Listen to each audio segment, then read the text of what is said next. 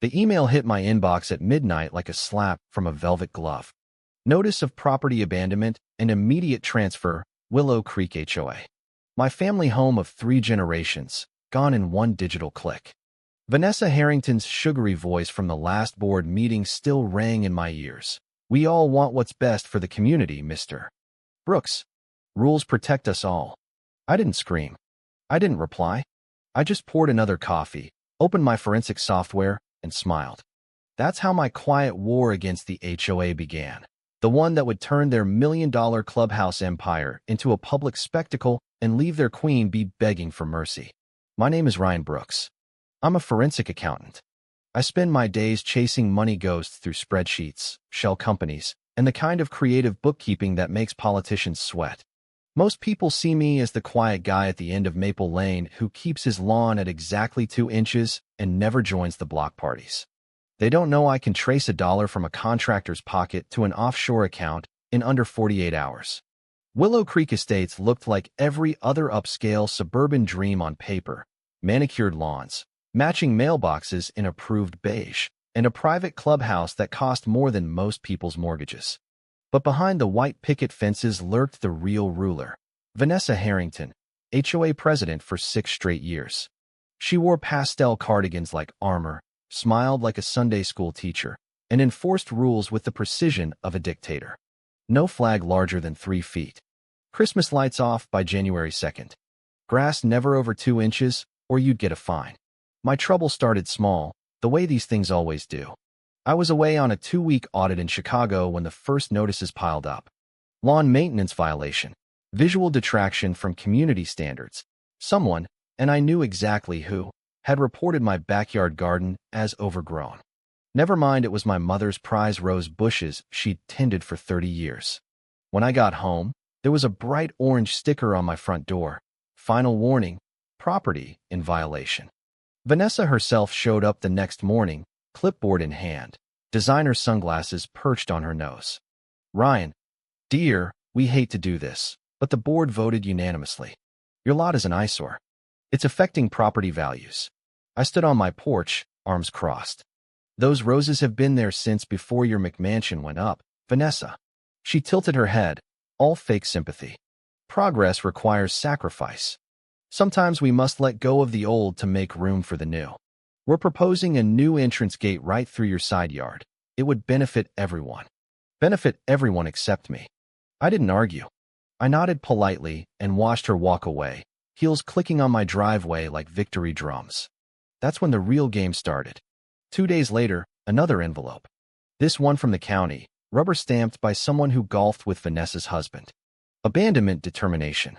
My home declared neglected during my work trip. Title transferred to the HOA for community enhancement. They already had buyers lined up for a luxury expansion, new tennis courts, a bigger pool, all on my family's land. Just like that, they thought they'd erased me. They had no clue what kind of storm they'd invited. I wasn't the screaming type. I was the type who waited, watched, and calculated. While the neighborhood gossiped about that antisocial Brooks guy who couldn't even mow his lawn, I was pulling public records at 2 a.m.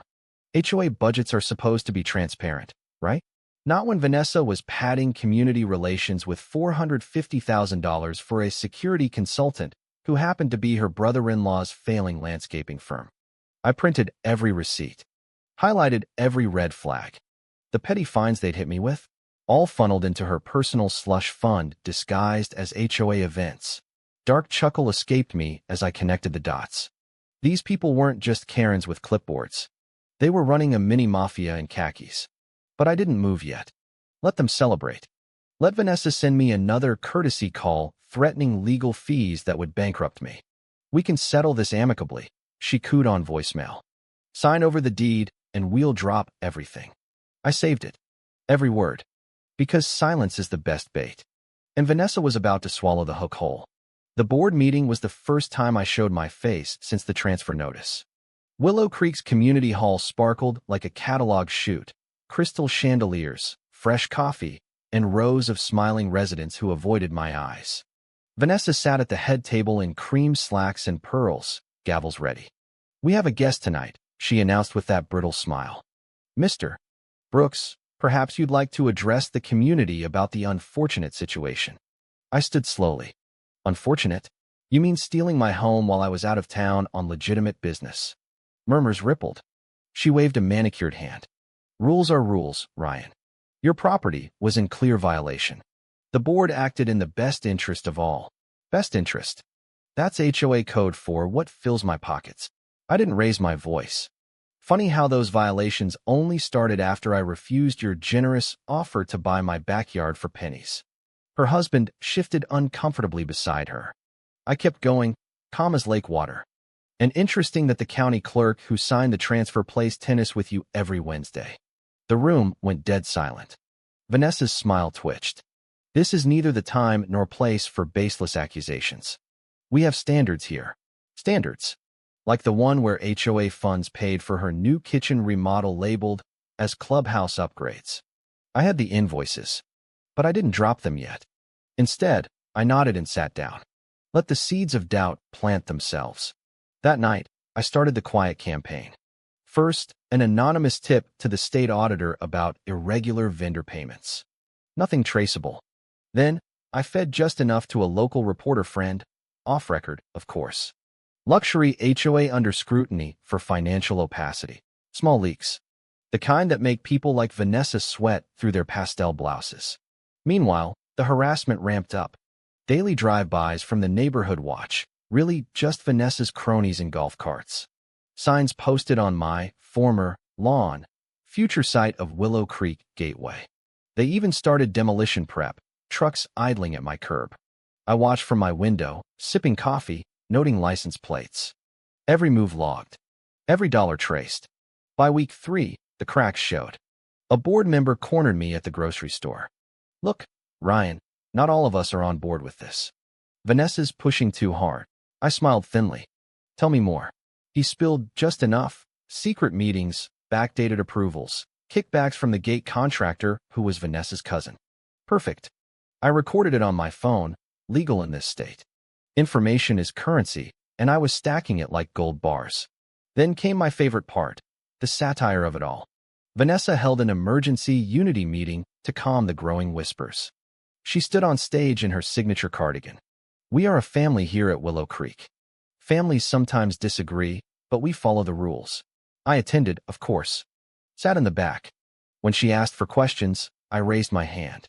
Does family include using dues for personal vacations disguised as board retreats? Gasps. Her face flushed. That is a gross misrepresentation. But the damage was done. Residents started Googling, started asking their own questions. Vanessa doubled down, sending certified letters threatening lawsuits for defamation. I framed them, hung them on my wall like trophies. Because every threat was another thread in the noose I was quietly tying. The escalation hit fever pitch when the county inspector showed up, tipped by my anonymous call, and red-tagged the half-built gate on my land. Improper permits. Vanessa was there in person, arms flailing. This is outrageous. We followed every rule. The inspector shrugged. Apparently not, ma'am. I stood across the street, arms crossed, watching her perfect world wobble. She spotted me. Stormed over. You think you're clever, Brooks? This isn't over. I leaned in close. No, Vanessa. This is just the beginning. Enjoy your little empire while it lasts. Her eyes widened. First real crack in the facade. Fear. Sweet, delicious fear. I walked away whistling. The fish was running with the line now. Time to reel her in. The raid hit on a Tuesday morning brighter than Vanessa's fake smile. State investigators and windbreakers pulled up to the clubhouse, warrants in hand. I watched from my truck across the street, binoculars steady. Boxes of files hauled out. Phones confiscated. Residents gathered in clusters, whispering like school kids who just saw the principal get fired. Vanessa emerged flanked by her lawyer, pale as skim milk. This is a misunderstanding, she insisted to the cameras that had shown up thanks to my reporter friend. But the footage told the truth. Her empire cracking under the weight of embezzlement charges, shell companies, and falsified records. The board splintered overnight. Loyalists scattered. Even her husband filed for separation the next week. Turns out he didn't appreciate his name on the fake invoices. I didn't gloat publicly. I let the system do its work. My property title was restored within a month, all liens erased. The county admitted the abandonment was based on fabricated complaints. Justice, slow but sweet. But I wasn't done. The HOA bylaws had a delicious clause. If the association fell into non-compliance due to leadership misconduct, lien holders could force asset liquidation. And guess who held the biggest lien now? Me, for the back fines, legal fees, and emotional distress I'd documented meticulously. My attorney filed the paperwork on a sunny Friday. No drama. Just cold, legal inevitability. Auction day was poetry. The luxury clubhouse, the private pool villas worth $12 million combined, went under the gavel. Residents watched in horror as a public developer bought the lot, turning it into affordable community access for anyone with a day pass. No more exclusive tennis for the elites. Fishermen from across town now lounged where Vanessa once hosted champagne brunches. Dark humor at its finest. The same rules that destroyed my roses now forced their playground open to the world. Vanessa showed up for the final hearing, designer suit rumpled, makeup failing to hide the bags under her eyes. "You ruined everything," she hissed as we passed in the hallway. I stopped, looked her dead in the eye. "No, Vanessa. You did that all by yourself. I just followed the rules." She was indicted 2 weeks later, fraud, conspiracy, falsifying documents. Her passport surrendered. The neighborhood changed. No more midnight rule enforcements. Residents voted in a new board that actually listened. Lawns grew a little wilder. Flags flew a little longer. And me? I planted new roses in my backyard, bigger and brighter than before. I stood on my porch one evening, watching the sunset paint the now public clubhouse in gold. Laughter echoed from families enjoying the pool that used to be gated heaven. The whispers about "that Brooks guy" turned to nods of respect. Power isn't in clipboards or pastels. It's in patience, and the willingness to turn the spotlight on the real eyesores. So tell me, was I the villain for fighting back with facts and patience, or was the real crime letting a suburban Karen play God with other people's lives? What do you think? Drop your answer below. Who was really in the wrong here?